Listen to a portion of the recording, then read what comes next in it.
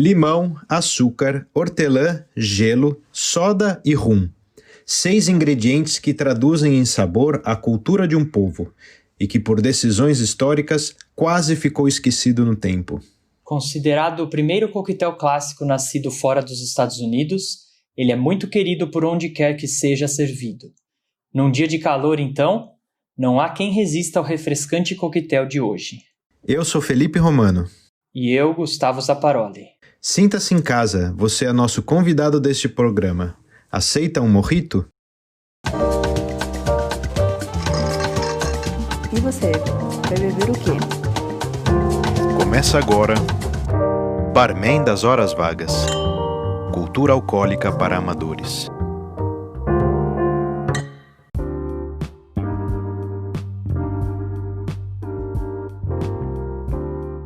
Começando o nosso 4º episódio aqui do Barman das Horas Vagas. Barman das Horas Vagas e Cultura Alcoólica para Amadores. Tudo bem aí, Zapa? Tudo bom, tudo certo. O episódio do Negroni fez sucesso, hein? Tivemos bastante elogio e várias fotos aí do pessoal fazendo as receitas do Alê, eu foto vi. dos drinks. Tava muito bonito, hein? Muito legal que estão fazendo aqui junto com a gente. E o Negroni, com a cor vermelha dele, dá uma ajuda, né? Ele é bem instagramável mesmo, como falam hoje em dia. Bem bonito. Então, Zap, eu tô bem ansioso para esse episódio aqui. Esse episódio número 4, o mojito, ele é um coquetel muito gostoso e nós temos uma coisa bem especial nesse episódio aqui, que é um convidado. Nós vamos bater papo aqui com um convidado especial. Então, vamos aprender a fazer o mojito, então. Para você fazer o mojito, você vai precisar de 45 ml de rum branco, cubano de preferência, hein? 30 ml de suco de limão. Isso corresponde mais ou menos a meio limão espremido, o suco de meio limão espremido, para ficar mais fácil. Ali aproximadamente 10 folhas de hortelã. Essas folhas de hortelã, é melhor que ela venha no caule, que você pegue um raminho com as folhas de hortelã. E 2 colheres de bar, aquela colher bailarina, isso também corresponde a mais ou menos meia colher de sopa de açúcar. E para completar o seu mojito, você vai usar água com gás ou soda. Então, agora o preparo, hein? E atenção, porque aqui o preparo vai falar se ele é um mojito bom ou se ele é um mojito ruim. Tem alguns detalhes aqui que é legal observar. Então, para preparar, você vai misturar então o suco de limão. Você vai colocar as folhas de hortelã e o açúcar. E aí aqui vem a parte assim, se errar aqui, errou em tudo, hein? Você vai gentilmente macerar as folhas de hortelã. Só que onde que é o detalhe aqui? Se você apertar demais, né, com aquele socador que a gente prepara caipirinha, né? Com aquele pilãozinho de coquetel. Se você apertar demais, o que vai acontecer? Ela vai liberar a clorofila dela e isso é amargo. Você vai destruir o seu mojito. Você vai dar um gosto vegetal para o seu mojito. Não é isso que a gente quer. Então, gentilmente você vai acordar a menta dentro do seu mojito. Você vai lá, bate assim de levinho nela, vai apertando, sem que ela se desfaça, sem você destruir a menta, mas que ela libere aquele sabor que a gente conhece. E que é só isso que a gente quer no mojito. E aí, quando o açúcar já se diluiu, você pode colocar então a dose de rum, coloca gelo e completa até ali meio centímetro ali da borda do copo com a sua água com gás. O copo desse drink é algum diferente, algum especial? Então, a gente pode usar esse copo, aquele copo longo, alto, né, chamado copo Collins. Esse copo, ele é o copo tradicional e é um drink preparado no próprio copo. E para decorar esse coquetel, você pega um raminho de hortelã, dá umas batidinhas nele assim na mão, como se você estivesse ali acordando o perfume desse hortelã, coloca no copo para decorar e uma fatia de limão também ali no copo. Sabe o que é interessante, Zapa? Com essa decoração, ela não serve só para deixar o coquetel bonito, né? ela serve para você começar a degustação do seu coquetel. Porque você vai levar o copo perto do seu nariz. E quando você leva o copo perto do seu nariz, esse aroma entra e ele prepara ali o seu paladar para você degustar. Então ele não é só bonito, também tem que ser bonito, porque a gente começa degustando o coquetel com os olhos, né? Ela mexe com todos os sentidos. Então a gente vai desde a visão até do nosso tato. O tato é presente também nesse... Tato? Como assim? O que você tá falando, Romano? O tato, né? O tato, sabe? De tocar, né? Como é que a gente toca? Com que parte do nosso corpo a gente toca a bebida, né? Com a língua, né? A nossa boca. E o que é que provoca na gente aguça essa sensação? São as bolinhas ali da água com gás. Isso aí ressalta a parte do tato. Mesmo drinks que não tem água com gás, a gente também trabalha o tato, né? Se você fecha os olhos e toma um suco de laranja, fecha os olhos e toma água, você consegue identificar o que é o suco, o que é a água. Mesmo se você não está sentindo o sabor. Vamos supor, né, que a gente não conseguisse fazer isso sem sentir o sabor. Você consegue pela textura do líquido. Aqui é a mesma coisa. Essas bolinhas d'água com gás, elas vão trabalhar o tato na hora que a gente tá degustando esse coquetel. E aí existe uma diferença entre essa. A gente já ouviu falar bastante vezes em água tônica. Agora eu passei a receita, né? Falei da soda e da água com gás, né? Tem uma diferença entre as três. A soda, ela tem sais de sódio e de potássio, ela tem mais elementos ali na sua composição. E ela é como se fosse o precursor do refrigerante. E aqui, a água com gás, ela não tem tantos elementos, ela só carbonatada artificialmente. Tem água que tem gás naturalmente também. E depois tem a água tônica, que ela não é uma água com gás, né? Ela é um refrigerante mesmo aí. E ela é saborizada com quinino, que é uma coisa muito, muito, muito amarga. E por causa desse amargor, ela é colocado muito açúcar nesse refrigerante, né? Na água tônica. Tem gente que toma água tônica achando que, né, ela é amarga. Pelo fato de ser amarga, tem pouco açúcar. E não é. Uhum. É talvez o refrigerante que mais tem açúcar. Então aqui, soda seria aquela Schweppes da lata preta, né? Que tá escrito isso, ali. Muito... Soda. Clube Soda, eles chamam, né? Clube Soda, isso. Soda, E você percebeu que aqui, pela primeira vez, temos alguns ingredientes que não são alcoólicos, né? Na bebida. Temos que prestar bastante atenção a esses ingredientes na qualidade, né? Você já falou aí do hortelã, para retirar direto do ramo quando vai pôr no drink. Isso. Para ele estar fresco, de preferência, se você tem um espaço na sua casa para ter um vasinho de hortelã, seria o ideal, você colhe na hora, retira as folhinhas e faz o seu drink.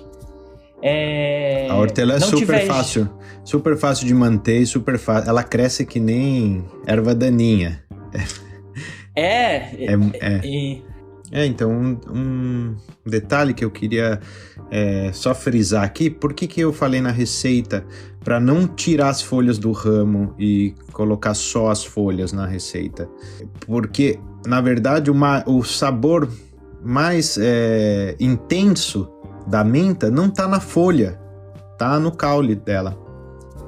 Então você vai tirar muito mais sabor se você colocar o ramo inteiro dentro do copo e não só as folhinhas separadas. E uma coisa também que é legal usar é esse pilãozinho, não aquele que tem pontas afiadas. Usar um de base reta, para você não destruir não machucar a folha.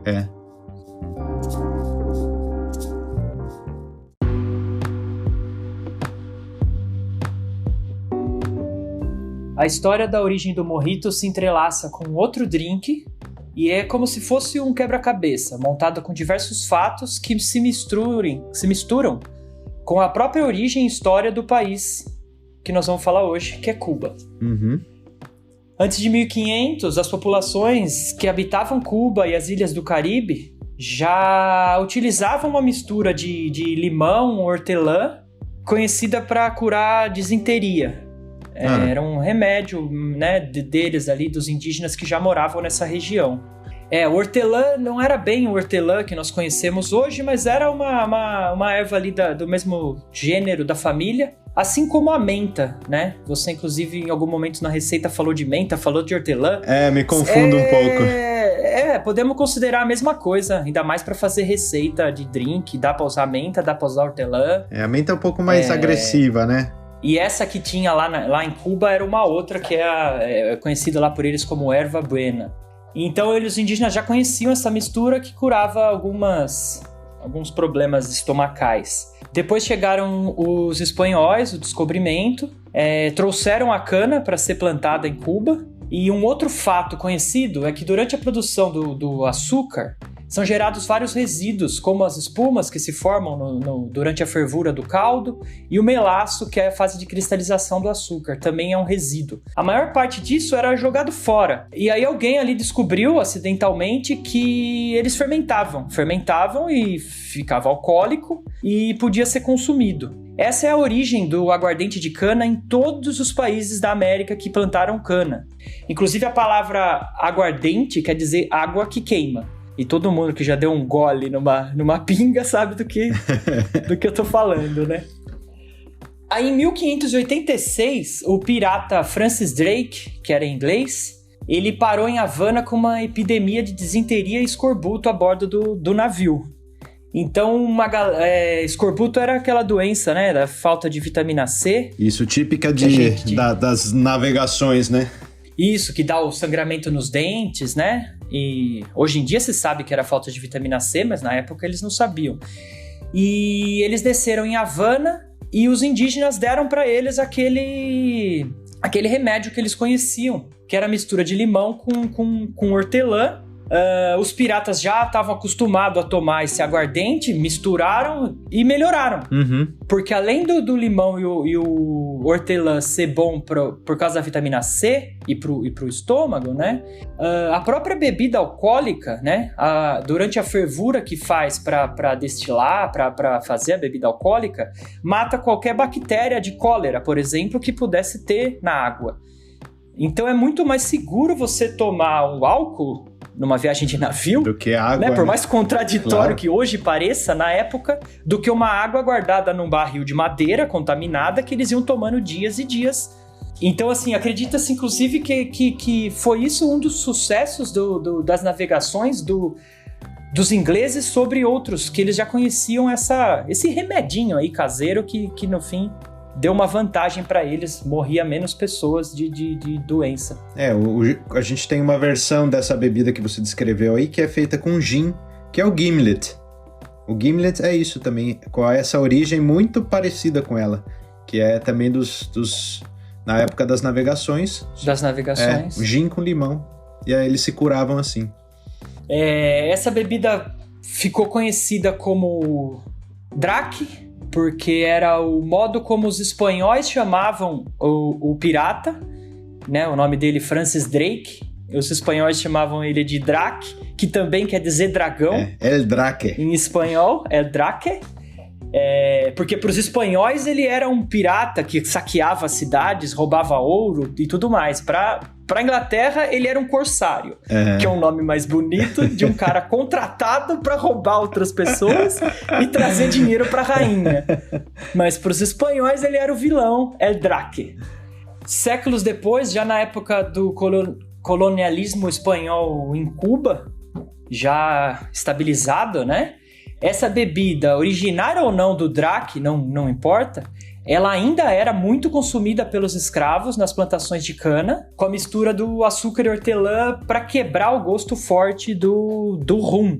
E aí que crescia, nas plantações de cana, crescia essa erva buena que eu falei antes, que é um parente do hortelã. Eles misturavam com o rum, que era produzido ali acidentalmente, e tomavam para aguentar o sol, aguentar a vida de escravo, né? Muito legal. É aqui que a história dá uma dividida e temos algumas questões diferentes. O nome mojito pode ter vindo de uma palavra da cultura afro-americana, ali dos escravos mesmo, e significa encanto ou feitiço, que é morro. A palavra africana para isso, né? E depois vira mojito, como um diminutivo de morro. Sim. O escritor Ernest Hemingway, que era fanático por mojitos, não só por mojitos, né? Várias bebidas, nós já falamos dele aqui no Dry Martini. Exato. E morou em Cuba um tempo. E aí, segundo ele, as histórias dele, né? Ele fala que daí que veio o nome e que traduz perfeitamente um gole de um mojito, esse feitiço que você sente. A outra teoria sobre o nome, menos elaborada, menos, né? Por um fantasiosa, né? É que essa própria mistura de açúcar, suco de limão e hortelã amassado ali no copo antes de você fazer o drink, o meu avô espanhol chamaria isso de uma pachocha. E as crianças acham que falariam uma mistureba. Os cubanos chamaram de mojito. Um molinho, né? Uma mistura molhada. E ficou. Além disso, para sacramentar a mudança do Drac pro mojito, duas coisas aconteceram. Romano, você acha que a presença de gelo na ilha de Cuba na época do descobrimento era normal? Fácil de achar? Eu acho que é absolutamente improvável que a gente tivesse gelo lá. Eles até tentaram levar gelo de navio da Europa pra lá, né? Adivinha o que aconteceu na viagem? Então assim, um dos marcos da definição do mojito é o gelo no copo. E a outra questão é o surgimento do rum, como se conhece hoje. Até agora a gente só falou de aguardente de cana. Então assim, a história, né, o que se entende como surgimento do rum foi em 862, quando Facundo Bacardi Massó, ele fundou a fábrica da Bacardi e fez ali uma fórmula que ele chamava de fórmula secreta, que amenizava o sabor do rum, que era muito forte, e reduzia os efeitos colaterais da bebida. E ele fez isso melhorando o processo de destilação, utilizando carvão na filtragem, retirava as impurezas da bebida, que é isso que deixa a gente com ressaca, além do envelhecimento em barris de carvalho, que ele também fez e deu uma arredondada no sabor do rum. A gente vai voltar um pouco a esse assunto depois, mas para não perder o fio da meada e terminar a explicação da história, chegamos então em 1900 e olha só quem tá aí de volta, a lei seca nos Estados Unidos. E aí muitos americanos, né, fugiam para Cuba, que era ali do lado, perto da Flórida, né, para poder beber os seus drinks favoritos. Muitos barmans fugiram dos Estados Unidos nessa época para Cuba, para a Europa, para continuar trabalhando com isso. Exatamente. E aí os americanos conheceram o mojito, daiquiri, Cuba Libre, outros drinks e se apaixonaram. Na década de 60, o drink deu uma sumida, quase desapareceu com a chegada do Fidel Castro e a estatização de todas as fábricas do país. Com isso, a família Bacardi fugiu para Porto Rico, por um tempo ficou sem a produção de rum, depois voltou, hoje em dia ela é até uma fábrica americana, a Bacardi. E aos poucos, na década de 90, começou a voltar na moda na cidade de Miami e a própria latinização da cultura americana, né? Começou a meio que ser da moda você consumir coisas latinas e foi aí que o mojito voltou e voltou com tudo, hoje tá aí pra todo lado. Eu tô ficando já com fome aqui nessa nossa conversa. Eu acho que tá na hora da gente chamar o nosso amigo. Onde será que ele tá hoje, hein? ¿Dónde estás, Alejandro? ¿Qué tal? Estou bem, graças. E com ustedes, Sapa e Romano.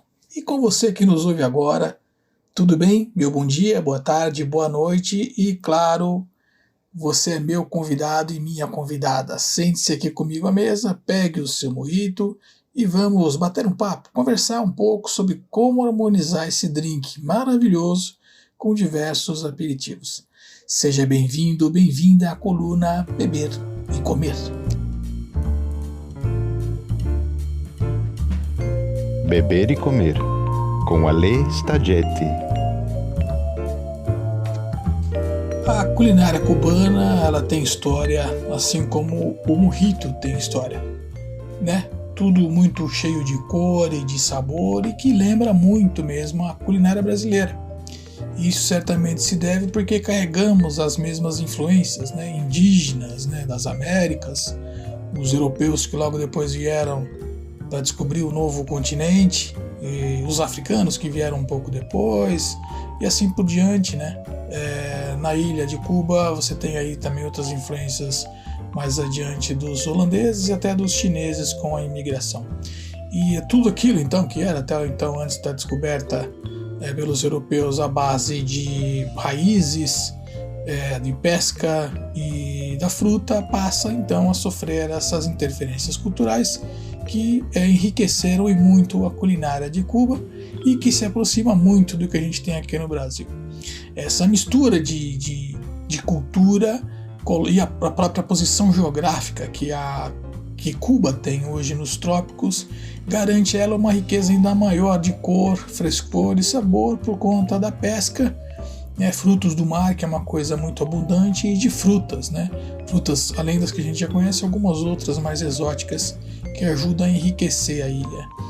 Tirando as hortaliças, que no Brasil a variedade é um pouco maior, do restante Cuba tem de tudo que a gente está acostumado a comer aqui, em Cuba se consome também, que são bovinos, aves, suínos, grãos e as frutas, como eu disse, em abundância. Isso garante a produção de pratos incríveis, emblemáticos, e de bebidas maravilhosas que a gente já conhece, que no caso hoje a gente vai falar do mojito. Eu acho que vai ser muito interessante abordar todas essas misturas e trazer essa aproximação da culinária que fica fácil de combinar com as coisas que você tem em casa.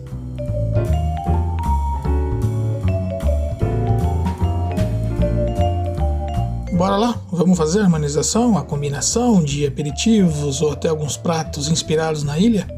Já antecipo que você não vai ter nenhuma dificuldade, porque boa parte desses ingredientes você vai ter na sua casa ou no supermercado facilmente à mão. Então você vai ver que não tem nada muito complexo o que eu separei e que é fácil e combina bem pra caramba com o seu mojito. Aperitivos práticos aí, acessíveis, a gente pode citar mandioca frita, chips de banana, torresmo, frango frito, camarão, lula, mariscos, peixes, tudo isso é fácil, próximo e combina com o mojito. Agora, se você quiser dar um mergulho com um pouco mais de profundidade, mais próximo ali do que a ilha costuma consumir e acompanhar com o mojito, você tem o guacamole, você pode preparar uma salada de folhas com palmito, ou anéis de lula, ou camarões empanados. Você pode fazer as croquetas de presunto ou de frango. As croquetas são os croquetes. Esse presunto que eles usam, acho que a gente pode utilizar aí o presunto defumado, que seria o equivalente ao nosso tender. Então você pode adaptar essa receita, fazer um croquete de presunto com tender, né, que é o presunto defumado, ou com frango. Tem os tamales, que são aquelas pamonhas, né, salgada, que também combina bem. Os ceviches, que dispensa comentário. E eu tinha pensado no carpaccio, que é um prato que não tem a ver com a ilha, não é da ilha, mas tem uma adaptação, uma versão dele que eu gosto muito, que é com melancia. Eu acho que tem tudo a ver com o verão, que tem a ver com a cara da ilha, com o frescor e com o mojito. Eu vou deixar essa receita de carpaccio de melancia no site. Então você entra lá, tem lá a receitinha bônus para você poder fazer para acompanhar com o teu mojito. A que eu vou deixar, que eu quero falar aqui, é sobre uma que eu também gosto muito, que é a quesadilha. Na verdade você vai precisar de ingredientes também simples, você vai precisar daquele pão warp, que é aquele pão fininho que se encontra no supermercado. Pernil assado, você pode fazer ele também na panela, né? Como se fosse assado também. Então você vai precisar do pão warp, pernil assado, presunto defumado, que é o equivalente ao nosso tender, picles, mostarda amarela de boa qualidade e mussarela. Então como é que você vai montar? Se assemelha muito à nossa tapioca. Então numa frigideira você vai colocar o pão, numa frigideira antiaderente, você vai colocar o pão, acrescenta ali o pernil, uma fatia de presunto defumado, o picles, a mostarda e o queijo. Então você vai dobrar isso, tostar bem dos dois lados, cortar de forma triangular e pode servir, por exemplo, com guacamole. E, óbvio, né, o seu mojito. Olha, vai ser um sucesso e é uma delícia. Bom, é isso que eu queria deixar para você hoje aqui no programa. Espero que você tenha gostado e até a próxima. Valeu, tchau!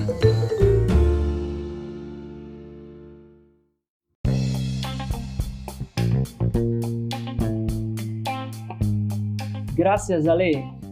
Pô, bem legal.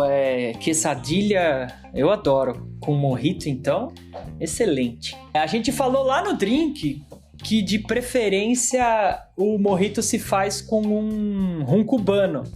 É mais ou menos a mesma história do Manhattan, que a gente já falou no segundo episódio, que é feito com uísque americano, com bourbon. Se você faz com uísque escocês, é um outro drink. E o Moscow Mule, por exemplo, que é um outro drink russo, você faz com a vodka russa. É uma questão de onde o drink vem e usar os ingredientes locais. Tem até uma variação feita do mojito com rum jamaicano, que é um rum bem mais encorpado, bem mais alcoólico. E aí ele é conhecido como Planter's Punch. É um outro drink famoso, que é a bebida do Senhor do Engenho, vai traduzindo esse Planter's Punch. Sabe, Zappa, eles têm também algo que é bem particular deles. Aquilo que a gente chama de barman, bartender, né? Lá em Cuba, eles são chamados de cantineiros. Os cantineiros, eles são aquilo que a gente conhece sobre bartender, né? Sobre barman. É uma escola, assim, de serviço muito cuidadosa.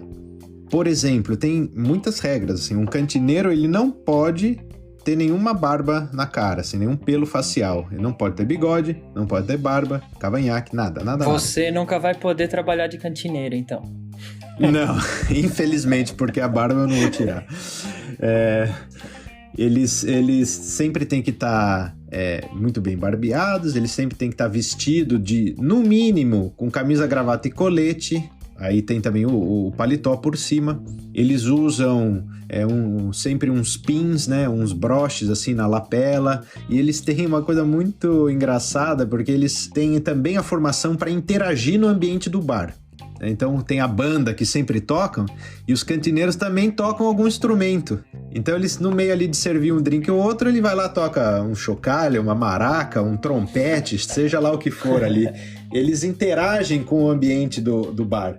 Isso é muito bonito de ver. Pô, bem legal. Então acho que alguém que já vivenciou isso não deve esquecer, né? Vamos chamar uma pessoa dessa? Vamos lá. Deixa eu contar aqui pra vocês. Lembra que eu falei no episódio número 0, onde que eu conheci o Aleandro? A gente trabalhava no MAN, no Museu de Arte Moderna em São Paulo. E um dos nossos colegas de trabalho lá no museu, ele é cubano. E claro que a gente pensou nele quando a gente pensou em fazer um programa de mojito, né? E nós convidamos ele para o nosso bate-papo, para essa segunda parte do programa. Seja bem-vindo, Andrés. Oi, Andrés, tudo bem? Quanto tempo? Seja bem-vindo aqui no nosso programa, no podcast do Barman das Horas Vagas. Faça uma apresentação sua, diga quem você é, para quem nos ouve. Olá, sou Andrés Hernández, sou cubano e moro no Brasil faz 22 anos. Minha área de atuação é nas artes, sou curador, pesquisador, crítico, produtor e professor de artes visuais. É isso aí, grande Andrés.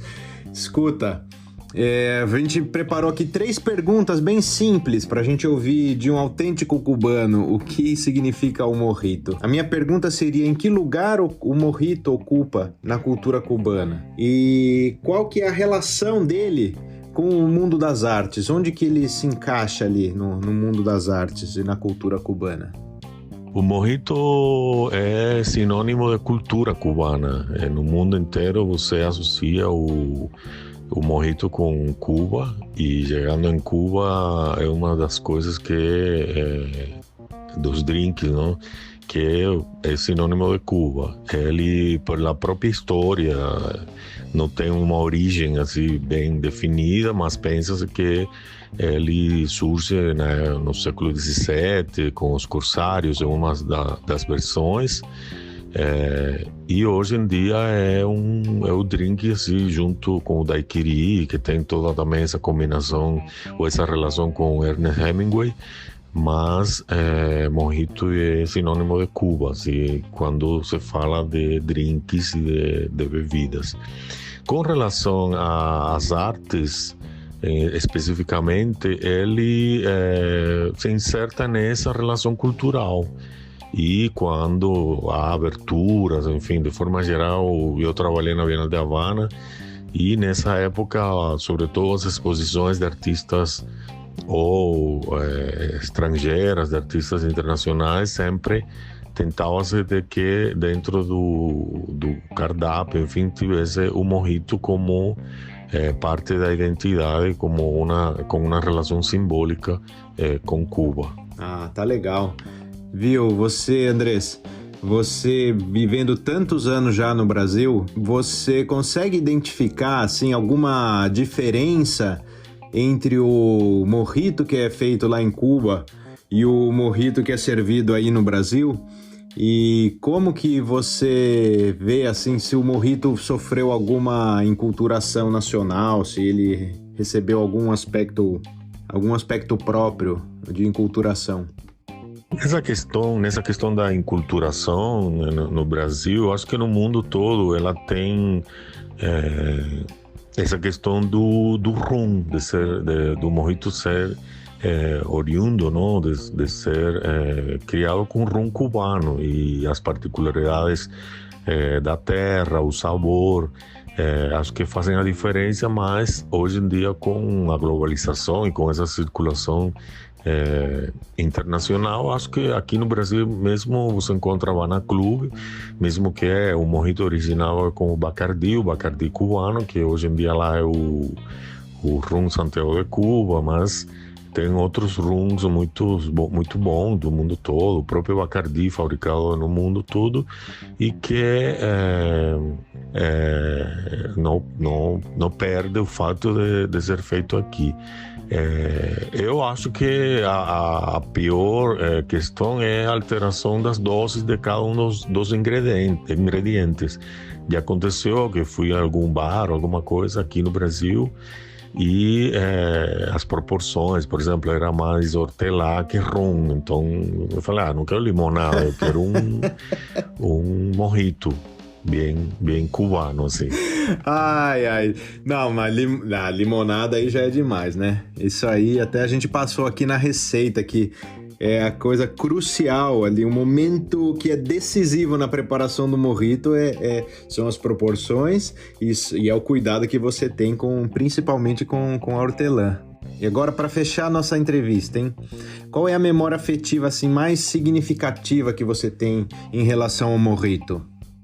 Com relação à memória afetiva, é aquilo que eu te falava. Eu acredito que para os cubanos que moramos fora de Cuba, toda vez que você vai tomar um drink ou vai pedir um mojito, se ativa essa memória afetiva com o país natal. Então, toda vez que eu penso em mojito, me vem à memória vem as lembranças de Cuba, ver Cuba, enfim. Então essa relação cultural muito forte que tem entre um drink tipicamente cubano, que se identifica e está dentro de toda a questão cultural cubana, a identidade de um país, que vem na memória e me transporta a minhas origens.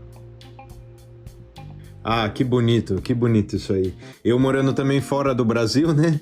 Fazendo a mesma experiência que você tem de estar longe da sua terra natal, eu também sinto isso, que a comida, ela a comida e a bebida, né? Elas são como que nos transporta, né? De volta para o nosso país de origem, né? Para as nossas raízes. Obrigado. Então a gente fecha essa entrevista relâmpago aqui com o Andrés. Andrés, muito obrigado pela sua disponibilidade de participar do nosso podcast, né, que está começando. Um grande abraço para você. Bom, pessoal, muito obrigado por esse convite, por essa possibilidade de poder falar de minha identidade, de minhas origens, de um drink que é internacional, mas que é super cubano. Obrigado ao Romano e ao Alê, meus colegas do MAN de São Paulo, e nessa nova perspectiva aí, né, de divulgar esses drinks, nesse caso vinculado especificamente com a questão cultural cubana. Muito obrigado e sucesso aí nessa empreitada memorável que vocês estão fazendo. Obrigado.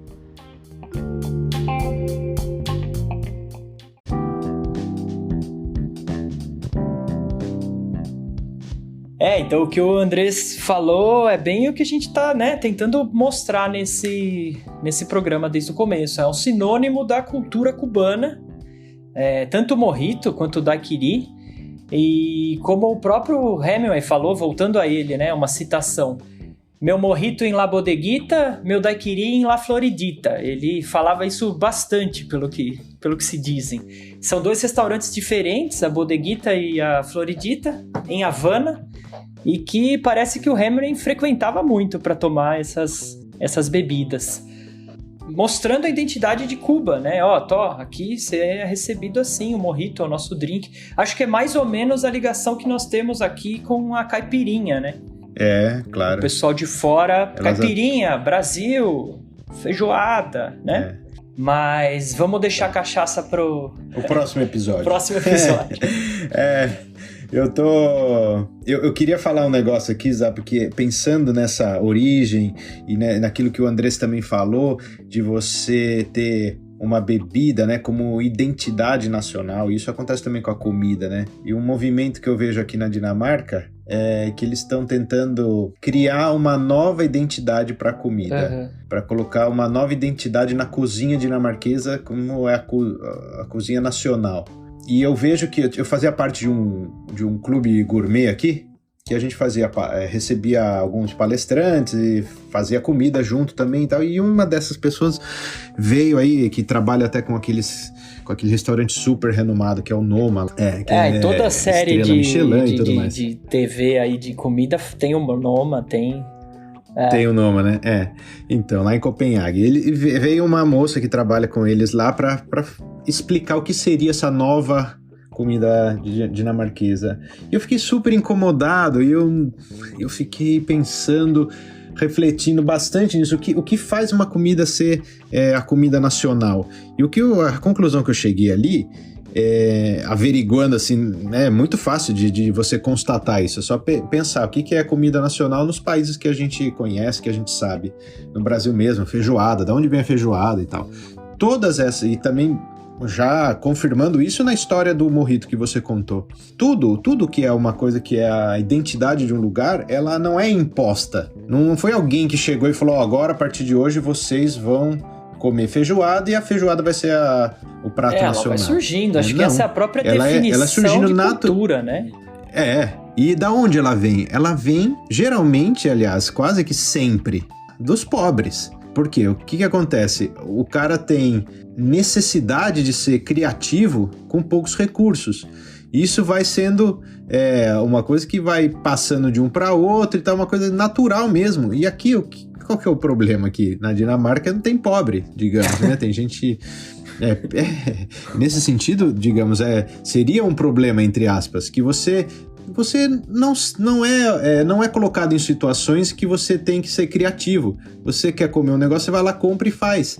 Então não tem essa essa falta é tão forte, estão meio que carentes, assim, sabe? De uma identidade nacional na gastronomia. Porque o que é hoje, digamos, a comida típica daqui?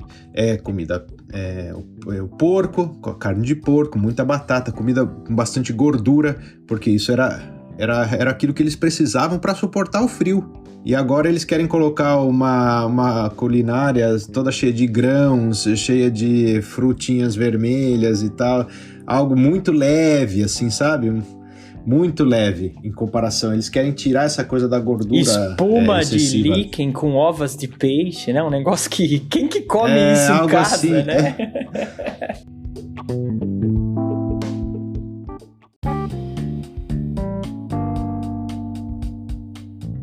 Zapa, terminamos mais um programa, hein?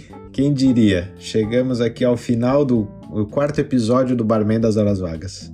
Mas antes de terminar, nós temos já o nosso bloco tradicional já de recomendações, indicações culturais e aquilo que vai complementar, ou melhor, né, vai continuar esse programa, porque é isso que a gente tem visto, né, que as pessoas escutam e continuam o programa do jeito que elas querem, na casa delas, com as experiências delas.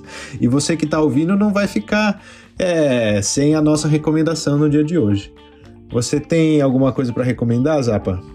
Cara, vai parecer mentira, mas tem o filme do 007 de novo. Mas é o melhor. 007 é o melhor. O Die Another Day, era o Pierce Brosnan, o James Bond nesse filme. E eu tô citando porque ele é meio que o toque final que faltava pra volta da popularidade do mojito. Tem uma cena que ele tá bebendo mojito num bar na praia e a Halle Berry sai do mar de biquíni.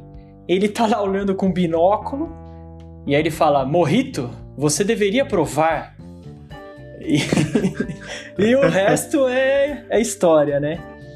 Um outro filme que tem bastante a cultura latina em Miami vem de uma série, Miami Vice, série bem famosa de 2 policiais, né? E no filme que fizeram dessa série com o Colin Farrell, tem uma cena ali que ele vai sair disfarçado com a esposa do traficante e ela fala: o que você gosta de beber? E ele tá lá doidão, né? Do jeito que uma bela de uma atuação ali dele. Ele fala: I'm a fan for mojitos. E fend, essa palavra é uma denominação bem forte em inglês arcaico para demônio. Então, assim, dá pra... Ele usa essa palavra, né? Mostrando o quanto ele realmente é afim, o quanto ele gosta de um mojito. Então, mostra bem a cultura, como também mostra a força desse drink pro descendente de Cuba. Ah, que legal. E você, tem alguma... Acho que vem música por aí, né? Já virou, né? Já virei a vitrola o jukebox do barman das horas vagas. Eu tenho obviamente uma indicação de música. E se você pensou que eu vou indicar Ibrahim Ferrer, errou! Não que eu não goste de Buena Vista Social Club. O meu CD já tá furado já, de tanto que eu ouvi, eu decorei todas as músicas. E não é que eu não tenho nada... Aliás, esse cara e todos eles outros dessa cultura cubana de música tradicional são excelentes. Eu adoro. E só que eu queria também trazer algo novo para você que tá ouvindo. E essa é uma cantora jovem, uma cantora cubana jovem, que chama Daimé Arocena. Ela foi indicada a Grammy, eu não me recordo agora se ela ganhou, chegou a ganhar não, mas ela já foi indicada a muitos prêmios e é uma cantora que... Ela é jovenzinha, assim, tem menos de 30 anos. E ela é um monstro de cantora. E ela mistura... claro, de novo aqui falando de jazz, né? Ela mistura jazz com música tradicional cubana e música africana. Os tambores africanos com o ritmo da rumba, com o jazz, ela é sensacional. E se eu for indicar aqui um álbum, eu queria indicar o álbum dela chamada Cubafonia. Entrem lá nas plataformas de streaming e procurem lá. Daimé com Y, Daimé Arocena, Cubafonia, e dentro desse álbum eu vou dar destaque para uma música que chama La Rumba Me Llamo Yo. Se você ouve essa música é impossível ficar parado. E ela tem um negócio que é os contratempos do jazz, assim, é um negócio animal. Ouçam, e é uma potência na voz, essa garota aí. Tá legal? Pô, bela indicação. Você que já segue a gente no Instagram, sabe que a gente vai postar ela lá, colocar um pouco da música. E você que não segue, siga, @podcastbhv. Então, nós temos também o nosso site. Vocês ouviram que o Leandro falou que a receita vai estar lá, uma receita especial. Eu também não falei que a receita do mojito ia estar na descrição do episódio, porque nós não vamos mais colocar a receita na descrição do episódio, porque agora a gente tem um site. Lá vocês vão ter todas as receitas de todos os episódios, as indicações que a gente dá aqui, as receitas do Alê, tá tudo lá no site, pode entrar lá, é barmendashorasvagas.com, barmendashorasvagas.com, lá tem espaço para mandar mensagem, e mensagem de voz você ainda pode fazer pelo anchor.fm/podcastbhv, tá legal? Anchor com CH, anchor.fm podcastbhv. E ficamos por aqui. Você que ouviu a gente, muito obrigado pela audiência e indique esse programa para quem você achar que vai gostar. Estamos aqui na nossa empreitada do Barman das Horas Vagas. Tchau, um abraço. É isso aí, tchau, até a próxima.